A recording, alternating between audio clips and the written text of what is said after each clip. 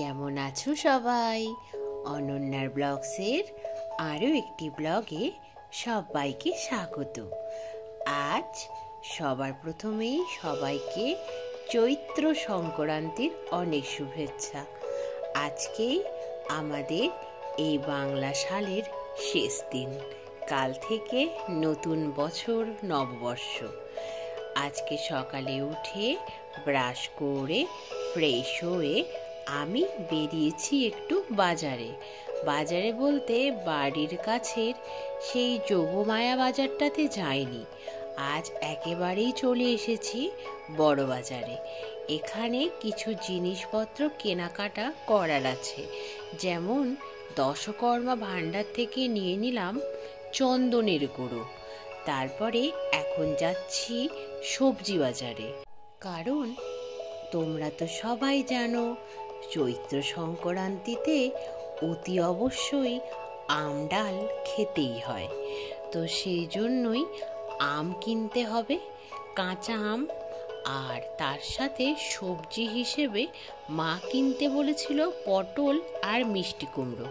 যথারীতি সমস্ত সবজি বলতে পটল, মিষ্টি কুমড়ো আর আম নিয়ে এখন ফিরে যাচ্ছি বাড়ির পথে। এখন ঘড়িতে বাজে সকাল 10:30। দেখো বাজারে এখনই কত ভিড়। হ্যাঁ, এটা সত্যি কথাই। চৈত্র মাসের চৈত্র সেলের যা বাজার করতে হবে আজকেই করতে হবে। আর কালকে যাদের দোকানে দোকান পুজো আছে তাদের তো পুজোর বাজার করতেই হবে। তো সেই জন্যই সকাল থেকেই ভালোই ভিড় রয়েছে আজ রাস্তায়। তো যাই হোক, সব কেনাকাটা সেরে আমি এখন বাড়ির পথে। তাহলে বাড়ি ফিরে যাই। দেখো চলে এসেছি বাড়িতে। এসে ড্রেস চেঞ্জ করে ফ্রেশ হয়ে চলে এসেছি রান্না করতে।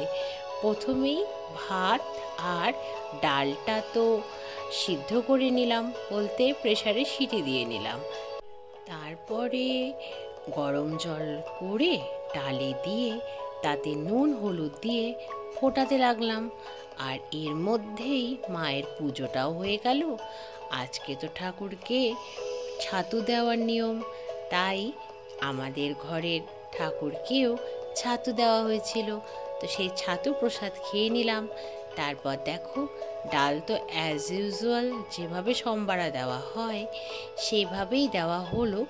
জিরে, তেজপাতা, শুকনো লঙ্কা ফোড়নের সাথে সাথে কাঁচা আমের টুকরোগুলোও দিয়ে ভালো করে ভাজা ভাজা হয়ে যাওয়ার পরে ডালে দিয়ে ফুটিয়ে নিয়ে রেডি হয়ে গেল আজকের ডালটা।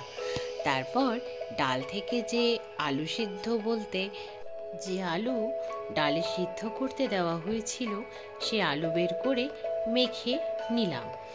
আর এদিকে উচ্ছে বেগুনটাও ভেজে নিলাম, কারণ চৈত্র সংক্রান্তিতে নাকি তিতো খেতেই হয়। আর আমার মায়ের তো এটা নিত্যদিনের ব্যাপার, তিতো তো খেতেই হবে। তো যাই হোক, তারপরে উচ্ছে ভাজা কমপ্লিট হয়ে যাওয়ার পরে কড়াইতে কিছুটা তেল তো ছিলই, সেই তেলে বড়িগুলো ভেজে নিলাম। তারপর বড়িগুলো কিছুটা ভেজে তুলে নিয়ে ফোড়ন দেওয়া হলো 5 ফোড়ন। তারপর চেরা কাঁচা লঙ্কাগুলো তেলে দিয়ে কিছুটা ভাজা ভাজা করে নিলাম। তারপরে তেলে দিয়ে দেওয়া হলো আলু দিয়ে কিছুটা ভাজা ভাজা হয়ে যাওয়ার পরে দিয়ে দেওয়া হলো লাউগুলো। সে লাউ দিয়ে কিছুটা ভাজা ভাজা করে তাতে একে একে নুন, হলুদ, ধনের গুঁড়ো আর ঝালের গুঁড়ো দিয়ে ভালো করে নাড়িয়ে চাড়িয়ে কষিয়ে নিলাম। যখন তেলটা বেরিয়ে এলো তখন পরিমাণ মতো জল দিয়ে ঢাকা দিলাম। যখন জলটা ফুটে এলো তখন তাতে দিয়ে দিলাম আগে থেকে ভেজে তুলে রাখা বড়িগুলো। তারপর ঢাকা দিয়ে 15 মিনিট মতো স্ট্যান্ডিং টাইমে ফুটিয়ে নিলাম। রেডি হয়ে গেল আজকের লাউয়ের ঝোল। তারপরে মা বলছে একটা সবজি না হলে কি চলে? তো সেই জন্যই কড়াইতে তেল গরম করে তাতে ফোড়ন দেওয়া হলো। তারপরে দিয়ে দেওয়া হলো আলু। আলু দিয়ে কিছুটা ভাজা ভাজা করে নিয়ে তাতে দিয়ে দেওয়া হলো পটল। পটল দিয়ে আরও কিছুটা ভাজা ভাজা করে তাতে দিয়ে দেওয়া হলো বেগুন। বেগুন দিয়ে ভাজা ভাজা করে তারপরে দিয়ে দেওয়া হলো মিষ্টি কুমড়ো। যে মিষ্টি কুমড়ো বাজার থেকে নিয়ে এলাম সেই মিষ্টি কুমড়োই মা কেটে দিয়েছে। তারপরে একে একে দেওয়া হলো নুন, তারপর দেওয়া হলো হলুদ, তারপরে দেওয়া হলো জিরের গুঁড়ো আর কয়েকটা চেরা কাঁচা লঙ্কা। সব দিয়ে ভালো করে নাড়িয়ে চাড়িয়ে ঢাকা দিয়ে দিলাম। ঢাকা দিয়ে ভীষণ গরম লাগছিল, তাই চলে গিয়েছিলাম স্নান করতে। বাকি সবজিটা কমপ্লিট করে কড়াই থেকে নামিয়ে সার্ভ করেছে মা। তো স্নান সেরে এসে যথারীতি লাঞ্চ করতে বসে পড়লাম।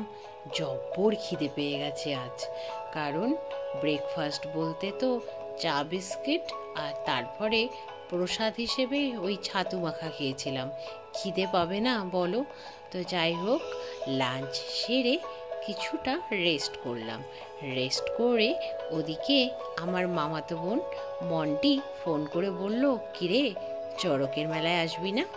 তো আমি বললাম হ্যাঁ অবশ্যই যাব। তো যেমন ভাবা যেমন বলা তেমনি কাজ, তাই তাড়াতাড়ি রেডি হয়ে বেরিয়ে পড়লাম। চলে এলাম চড়কের মেলায়। এই মেলাটি বালুরঘাটের যে দিশারির মাঠ রয়েছে সেই মাঠেই বসেছে। তো এখানে এসে দেখছি হরেক রকমের খাবারের দোকান, রকমারি মানুষের ভিড়। আর মেলায় এসে পাঁপড় ভাজা না কিনলে আবার হয়? দেখেছো, গাছের একটা পাতাও নড়ছে না। তো সেই জন্যই অনেকগুলো ঘূর্ণি এসেছে, কিন্তু সেগুলো ঘুরছে না। আর এখানে যারা চড়কের ভক্ত আছে তারা বিভিন্ন রকম পুজো পাঠ করছে। হ্যাঁ, এখানে চড়ক ঘুরতে ঘুরতে 8টা সাড়ে 8টা মতো বাজবে। তাই এখানে কত ভিড় চড়ক ঘোড়া দেখবে বলে। কিন্তু ওই যে চড়কে যে ঘোরে না, ওটা দেখলে না আমার বড্ড কষ্ট হয়। হ্যাঁ আমি জানি এখানে অনেক মন্ত্রপাঠ হয়, সেই জন্য যারা ভক্ত থাকে, যাদের পিঠে বড়শি ফোটায় তাদের লাগে না, আমি জানি। কিন্তু আমার ওটা দেখলে না, বলতে ওই বড়শি ফুটিয়ে ঝোলানো ওইসব দেখলে না বড্ড কষ্ট হয়। তাই আমি প্রণাম করে নিলাম। আর এই দেখো সেই পাঠ ঠাকুর, তোমরা প্রণাম করে নিও। পাঠ ঠাকুর বড্ড জাগ্রত হয়। তারপর এই দিকটাতে চলে এলাম, কারণ মেলাটা তো ঘুরতে হবে। দেখো কত পুতুল এসেছে। আর যেটা এসেছে বেশি পরিমাণ দেখছি সেটা হলো মাটির ঘট। সে বিভিন্ন শেপের ঘটের মতো, কচ্ছপের মতো, তরমুজের মতো, মাছের মতো, অনেক রকমের। এখানে দেখো রকমারি দোকান বসেছে। এখানে বেশ অনেক রকমের ইয়াররিংস, ঠাকুরের ছবিও বিক্রি হচ্ছে বেশ অনেকই। আবার এখানে কত খেলনা। খেলনা দেখলে ছোট্টবেলার কথা মনে পড়ে যায়। আর এই দেখো কত ব্যাগ এসেছে। হ্যাঁ, আমার ব্যাগ কেনার বড্ড নেশা, কিন্তু এই ব্যাগগুলো দেখলাম। আমার মামাতো বোন বলছে, কিরে নিবি? আমি বললাম না বাপু, দরকার নেই। তারপর মন্টি পপকর্ন কিনলো। তারপর মন্টি বলল, দেখ তো এই মোমো কাকুর কাছে মোমো যদি ভেজ হয় তাহলে মোমো খাওয়া যাবে। আমি জিজ্ঞাসা করলাম, মোমো কি ভেজ? তখন বলছেন হ্যাঁ ভেজ তো বটেই। বললাম চিকেন মোমো আছে? তখন বলছেন না। তাহলে শিওর এনার কাছে ভেজ মোমোই আছে। তো সেই জন্যই একটু ভেজ মোমো দুই বোনে মিলে খেয়ে নিলাম। খেয়ে দেখছি এখানে চড়কের প্রস্তুতি চলছে। আমরা আর একবার প্রণাম করে বেরিয়ে পড়লাম। বাস স্ট্যান্ডে চৈত্র সংক্রান্তি উপলক্ষে মটরকালী মায়ের পুজো হয়, সেই পুজোর প্রস্তুতি চলছে। মাকে প্রণাম করে এইবার বাড়ির পথে। আর ওদিকে মন্টিও বাড়ি ফিরে গেল। বাড়ি ফেরার পথে জিলিপি নিয়েছি, বাড়ি ফিরে জিলিপি খাবো। হ্যাঁ, জিলিপিটা মেলার নয়, দোকান থেকেই কিনেছি।